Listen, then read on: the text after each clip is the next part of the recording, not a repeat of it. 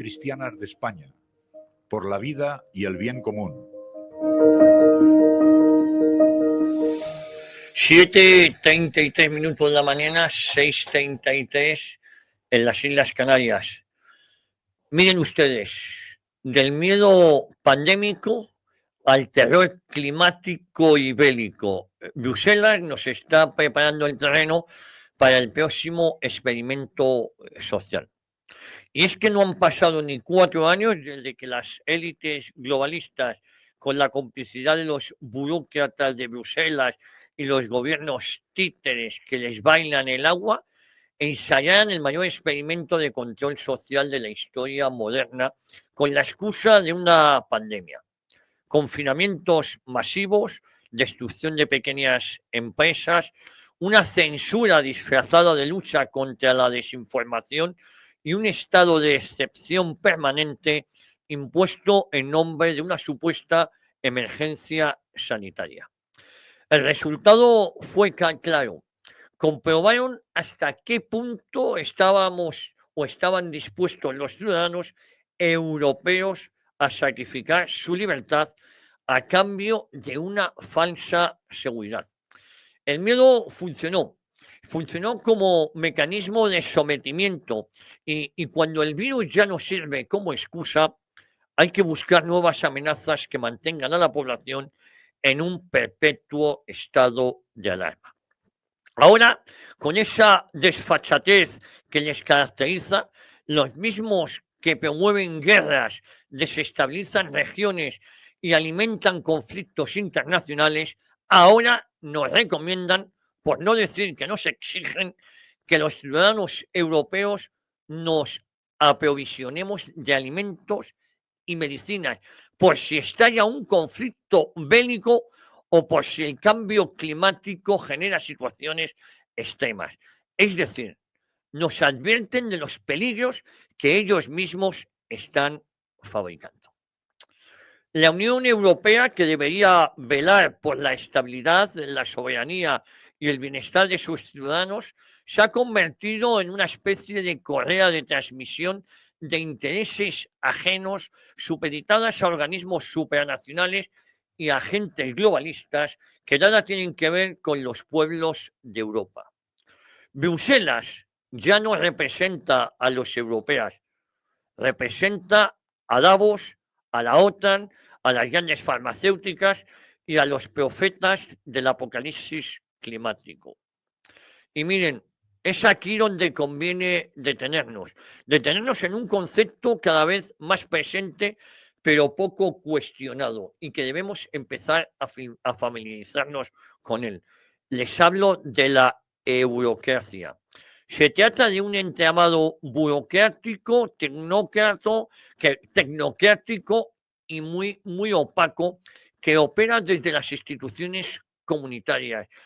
Un organismo completamente desconectado del sentir de las naciones que componen Europa. Y es que los llamados eurócratas son altos funcionarios, comisiones, tecnoburócratas que no han sido elegidos por los ciudadanos, que no rinden cuentas ante nadie y que actúan como si Europa fuera su cortijo personal. Deciden por nosotros y además deciden sin consultarnos, legislan al dictado de intereses foráneos, imponen normas, sanciones y reformas que afectan a nuestras vidas, mientras viven atrincherados en su despacho de cristal en Bruselas, blindados frente a la realidad de la calle. Esta eurocracia no solo se ha apropiado de las instituciones europeas, sino que ha dejado claro que su lealtad no está con los pueblos europeos, sino con una agenda ideológica de control, de empobrecimiento, de homogeneización cultural, y además se han elegido en una especie de poder supranacional paralelo que condiciona gobiernos, manipula economía y dicta leyes que nadie les ha pedido. Son ellos los que alimentan la maquinaria del miedo, los que diseñan campañas de terror mediático en torno a la guerra, el clima o la salud pública. Y además lo hacen con un objetivo muy claro: mantener sometida a una población atemorizada, dócil y además culpabilizada, porque todo lo que pasa usted tiene la culpa. Porque el mensaje es claro, si no te preparas para una guerra, eres un irresponsable. Si cuestionas el relato climático oficial, eres un negacionista. Si no te vacunas, eres un peligro público. Si protestas contra las élites, eres un extremista. La sociedad del miedo es la antesala del totalitarismo moderno. Un totalitarismo sin tanques, pero con algoritmos que tanto le gustan a Yolanda Díaz, sin censores con uniforme, pero con comités de verificadores y expertos.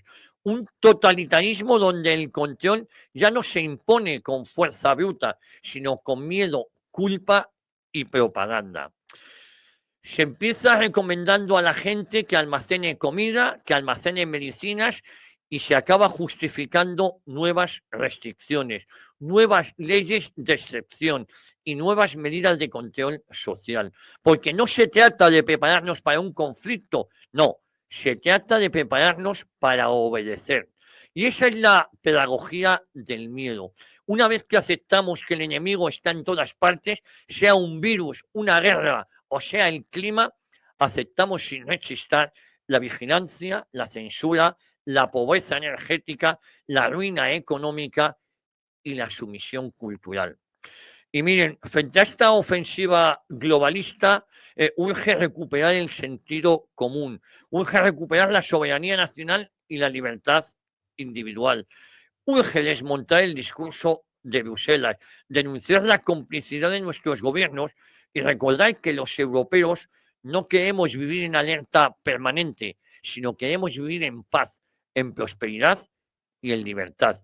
Que no cuenten con nosotros para sus guerras, que no usen más el miedo como instrumento de dominación y que, si de verdad les preocupa el futuro, empiecen por dejar de destruir el presente.